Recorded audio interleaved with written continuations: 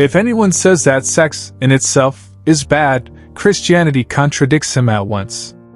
But of course, when people say, sex is nothing to be ashamed of, they may mean the state into which the sexual instinct has now got is nothing to be ashamed of. A woman's heart should be so close to God that a man should have to chase him to find her. She's the sort of woman who lives for others. You can tell the others by their hunted expression. You can never get a cup of tea large enough or a book long enough to suit me. Someday you will be old enough to start reading fairy tales again. I believe in Christianity as I believe that the sun has risen, not only because I see it, but because by it I see everything else. A children's story that can only be enjoyed by children is not a good children's story in the slightest. Friendship is born at the moment when one man says to another, "What? You too? I thought that no one but myself." If we find ourselves with a desire that nothing in this world can satisfy, the most probable explanation is that we were made for another world. The Christian does not think God will love us because we are good, but that God will make us good because He loves us. To love at all is to be vulnerable. Love anything in your heart will be wrung and possibly broken.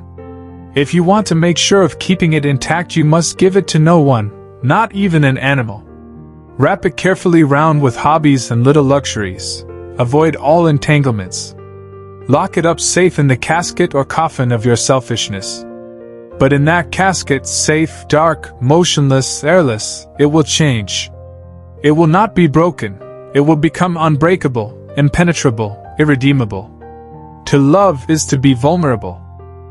Friendship is unnecessary, like philosophy, like art. It has no survival value. Rather, it is one of those things which give value to survival. I can't imagine a man really enjoying a book and reading it only once. Eating and reading are two pleasures that combine admirably. Imagine yourself as a living house. God comes in to rebuild that house. At first, perhaps, you can understand what He is doing. He is getting the drains right and stopping the leaks in the roof and so on. You knew that those jobs needed doing, and so you are not surprised. But presently He starts knocking the house about in a way that hurts abominably and does not seem to make any sense. What on earth is He up to? The explanation is that He is building quite a different house from the one you thought of, throwing out a new wing here, putting on an extra floor there, running up towers, making courtyards. You thought you were being made into a decent little cottage, but He is building a palace. He intends to come and live in it Himself. No book is really worth reading at the age of 10 which is not equally, and often far more, worth reading at the age of 50 and beyond. To be a Christian means to forgive the inexcusable because God has forgiven the inexcusable in you.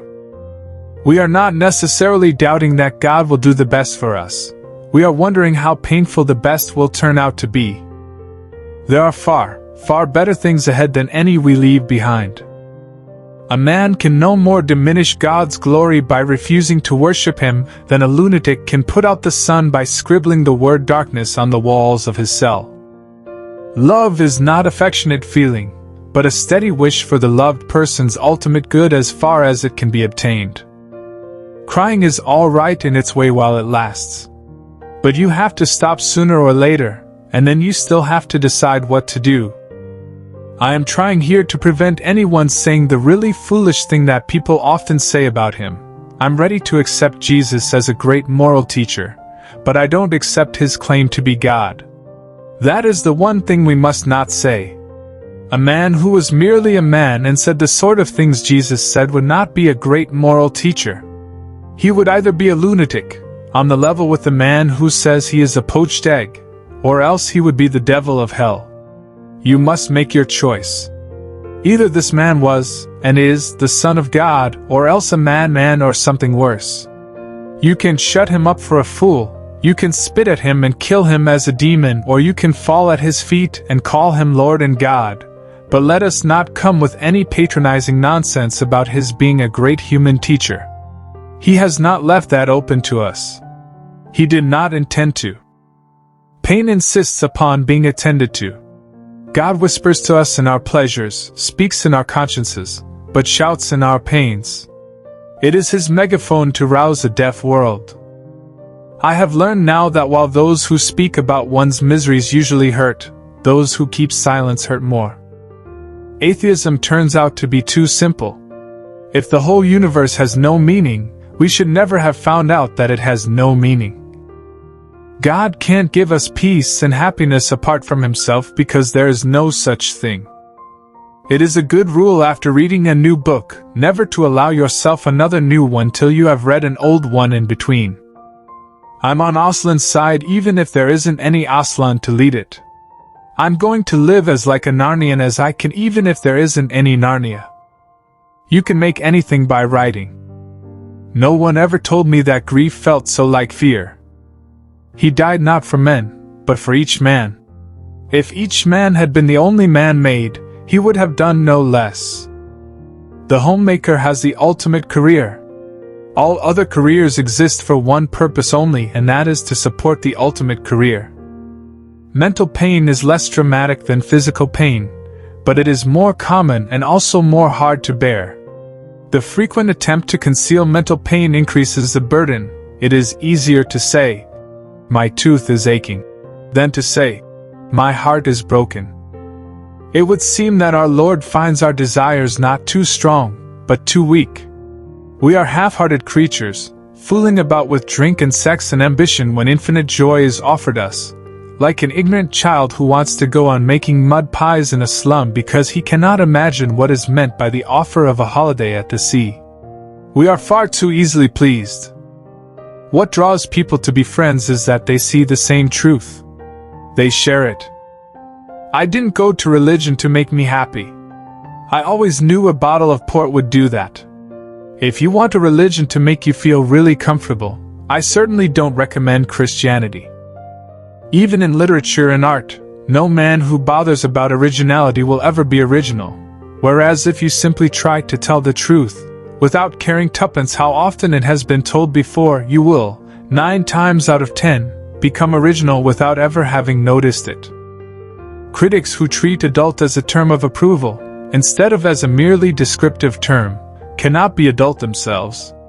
To be concerned about being grown up, to admire the grown-up because it is grown up, to blush at the suspicion of being childish.